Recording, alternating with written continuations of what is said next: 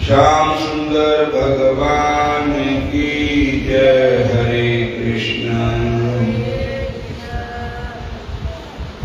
बोले करो ना, हरे कृष्ण हरे राम। चोखा मेला के कल आप कथा सुन रहे थे कि गांव वालों ने चोखा मेला नदी के पार, चंद्रभागा नदी के पार भेज दिया और चंद्रभागा के दूसरे किनारे एक छोटे से पांडुरंग मंदिर में चोखा मेला और उनकी पत्नी सेवा करने लगे। वहां उन्होंने एक दीपमाला बांधी और वहीं पास निवास करने लगे। भगवान के प्रिय भक्त जहां रहते वहीं प्रभु भोजन करने चले जाया करते।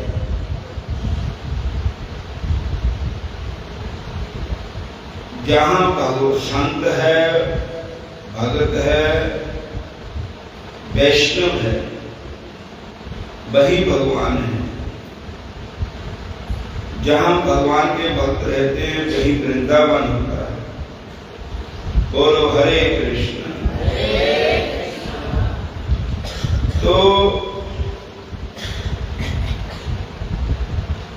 एक दिन की बात है, भगवान अपने भक्तों के घर में भोजन कर रहे थे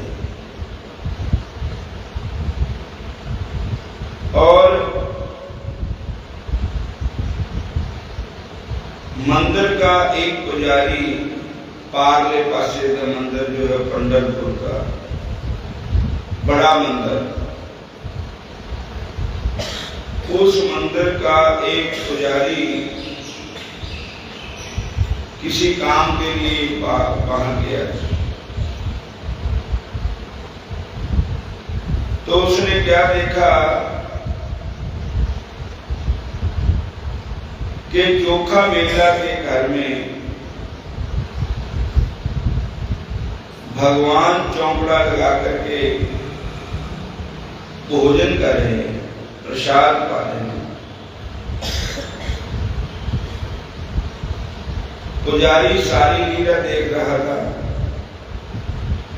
तो इतने में एक वहां पर कौवा आ गया, वृक्ष के ऊपर बैठ गया। तो भगवान के भक्त ने कौवे को उंगली उठा करके कहा, अरे कौवे, जहां से किसी दूसरे वृक्ष पर बैठ जा, क्योंकि पक्षी का स्वभाव होता है पिट कर देना।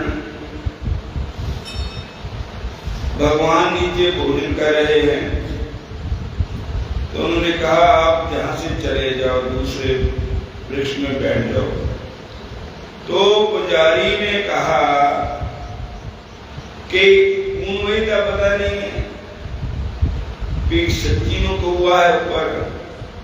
उन्हें क्या मेरे को हुआ कहा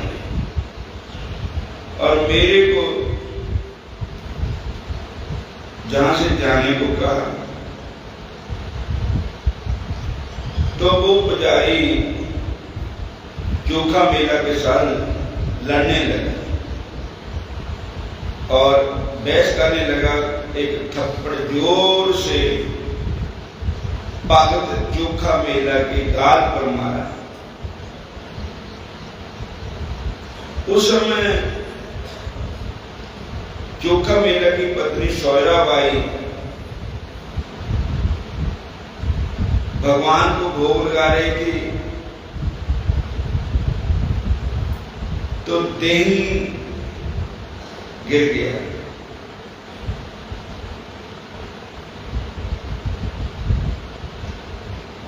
उधर पुजारी ने कहा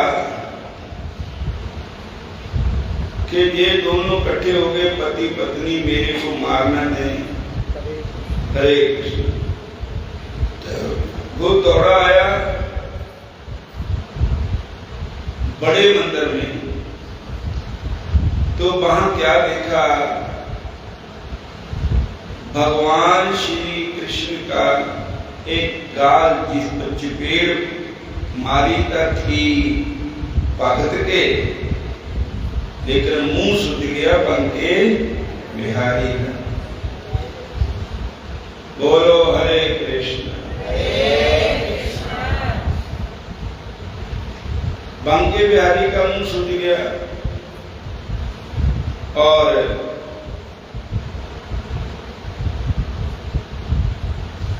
जब उसने देखा कि भगवान का मुंह सूजा हुआ है,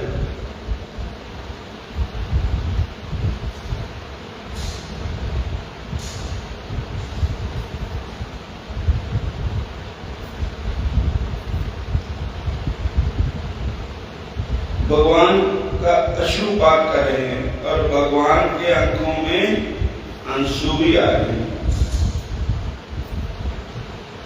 उनके गाल पर सूजन है, गला सूज गया है, पीतंबर पर दही गिरा हुआ है। पुजारी समझ गया कि मेरे से बहुत भारी अपराध हुआ है, गलती हुई है। मैंने एक भक्त के गाल पर थप्पड़ मारा है, वो थप्पड़ भगवान के लगा है। बोलो हरे कृष्णा। और भगवान ने संत का थप्पड़ अपने मुख पर सहज है, उसे बाबा की भक्ति के प्रताप का ज्ञात हो गया।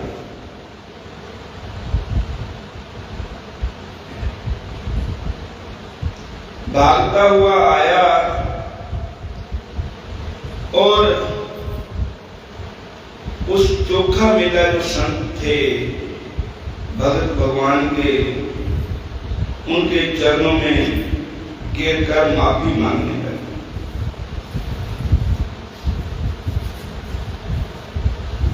लेकिन भगत को कभी क्रोध आया ही नहीं था, वे हमेशा शांत रहते थे। बाद में अनेक उपाय करके भी प्रभु की सूजन दूर ना हुई, तो संत चोखा मेला मंदिर में जाकर प्रभु से जा निपटे। चोखा मेला को जब पता लगा कि भगवान का मुंह सूजा हुआ है, तो चोखा मेला जाकर के भगवान में चिंबड़ गए, उनके चरणों में गिर गए। जब चोखा मेला का स्पर्श हुआ तो भगवान का सुधिया होया मुंह ठीक हो गया। हरे कृष्णा।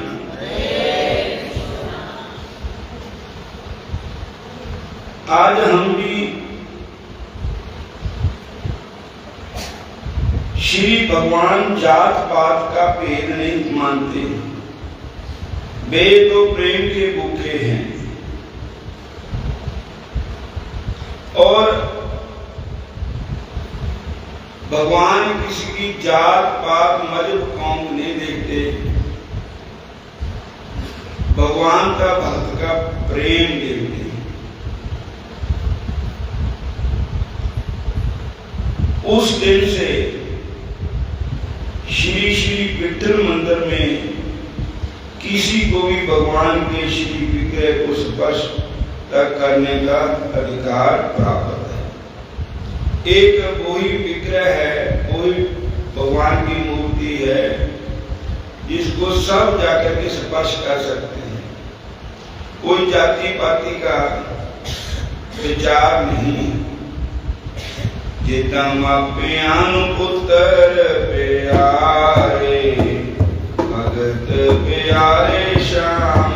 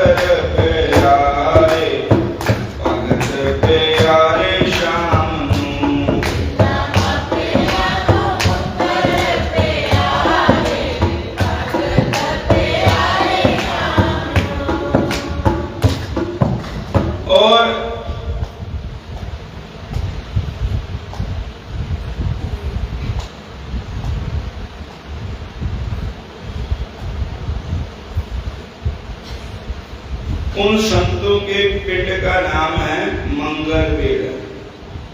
मंगलवेढ़िया तहसील है महाराष्ट्र में। वहां पर कोई सीमा लगती थी। वहां सीमा का दीवार बनानी थी।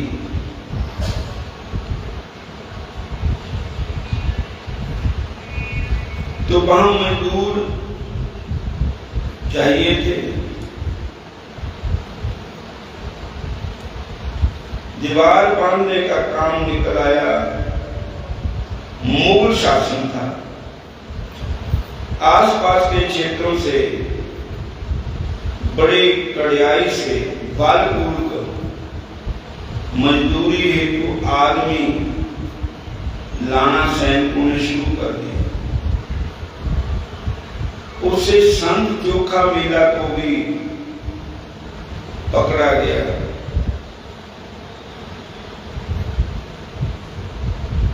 आप कहने लगे हमको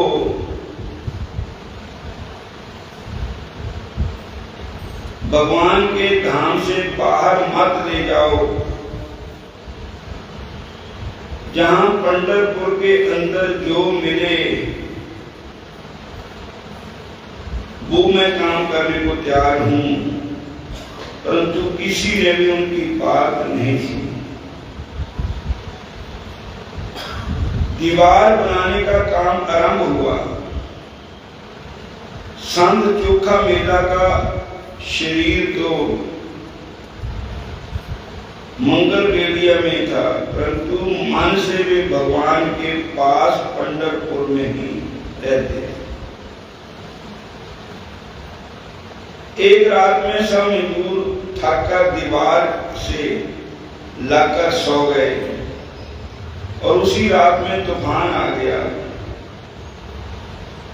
उनकी नींद खुलने से पहले दीवार गिर गई और सबका शरीर छूट गया। उनमें संत चोखा मेला का भी शरीर छूट गया।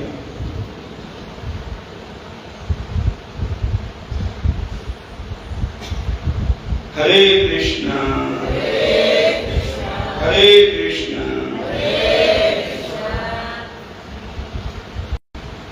सब परिवार एवं संतों को बहुत दुख हुआ। नामदेव जी उस समय महाराष्ट्र में नहीं थे, वो पंजाब में आए हुए थे।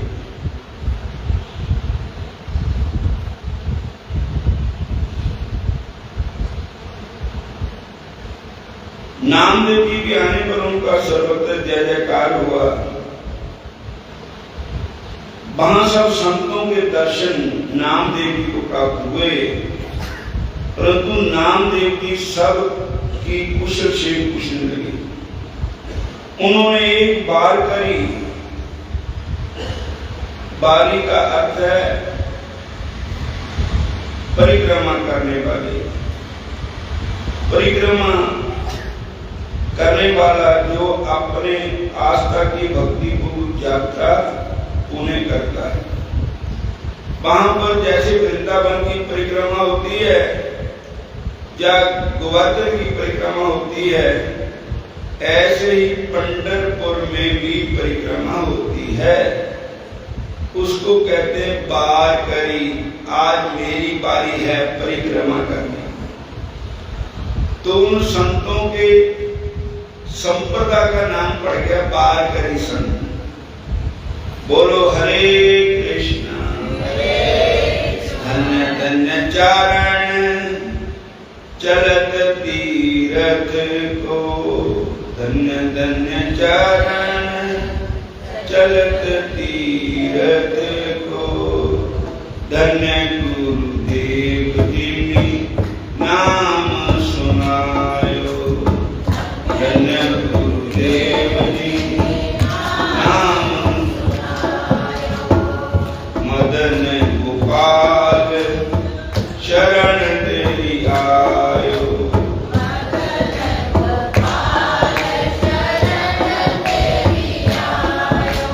मदन गोपाल शरण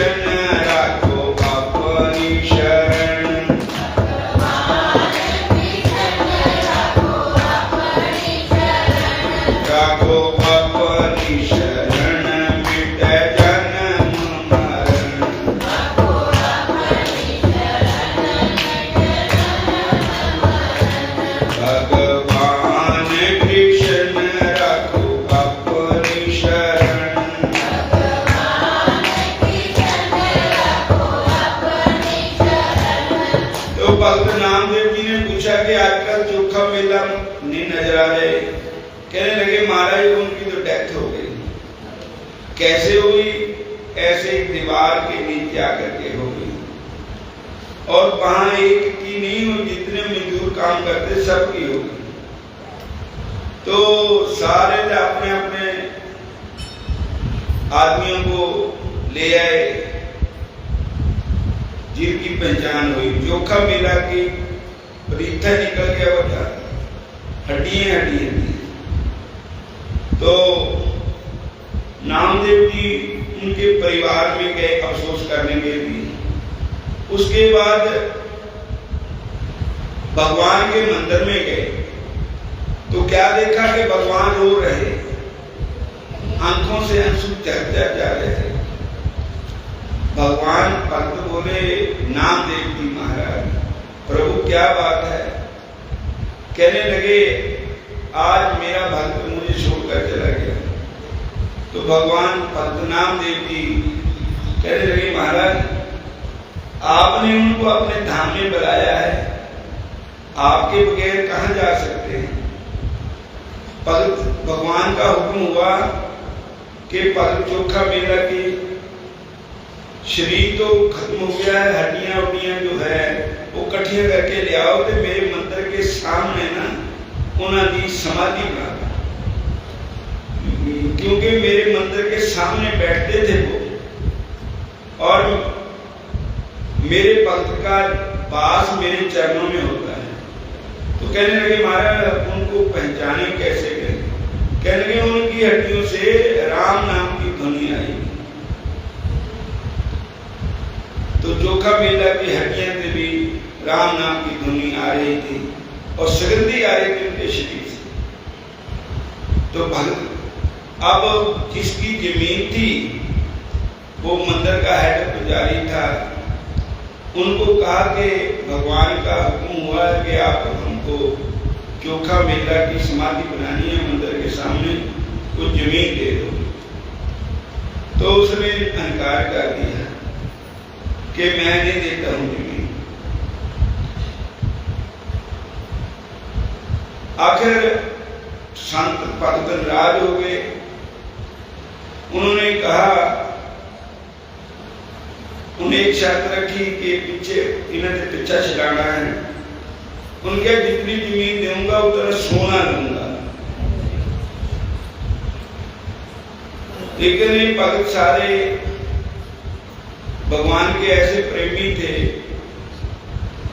कि सोना कहां से लाना था? वो तो सारे राम नाम के अमीर थे, पैसे के में गरीब थे। लेकिन उस भक्त ने नहीं दी। तो भगवान ने कैसे लीला रचाई? क्या लीला रचाई? जब जिसने सोना मांगा था, जब वो रोटी खाने लगा तो उसकी रोटी सोने की बन गई। खाएगा कैसे? पानी को हाथ लगाया सोने का बन गया। खीर को पीने लगा तो खीर सोने के बन गई। जो सब्जी को हाथ लगाए तो सोने की बन गई। अब जिसको भी हाथ लगाए सोने की बन जाए। तो पेट सोने ना तो भरना नहीं, पेट तो रोटी ना नहीं भरना है। फिर भूखा मन लगा, सोना ही सोना नजर आ गए। तो फिर उसने अपनी गलती कबूल की। फिर भगवान श्याम सुंदर पंडरीनाथ भगवान के चरणों में गिर गया और कहा महाराज जितनी जमीन लेने ले लो। और आज भी भक्त चोखा मेला की समाधि भगवान के मंदिर के सामने है। तो आज उनका नाम अमर है। जैसे गुरु तेग बहादुर साहब जी ने गुरु ग्रंथ साहब जी की वाणी में कहा है, नाम रहो साधु रहियो गुरु गोविंद, कहो नानक जगत में किन जपियो गुरु मंत्र। नाम रहो। इस संसार में नाम किसका रहा? भगवान का। दूसरा नाम किसका रहा? भगवान के भक्तों का। तीसरा नाम इसका रहा गुरु महाराज का। नाम रहो साधु रहो गुरु गोविंद, कहो नानक जप में किन जपयो गुरु मंत्र। उन्हें समाप्ति करते हैं। ते 5 दिन की छुट्टी पर जा रहे हैं। हम 5 दिन राम स्वरूप की कथा करेंगे या अशोक कुमार जी। मैं दिल्ली मेरा प्रोग्राम 4-5 दिन का इकट्ठा ही गड़गामा और सोमवार को आना वापस। हरे कृष्ण। सारी संगत लंगर तैयार है, बड़े प्रेम नाम लंगर पानी छको।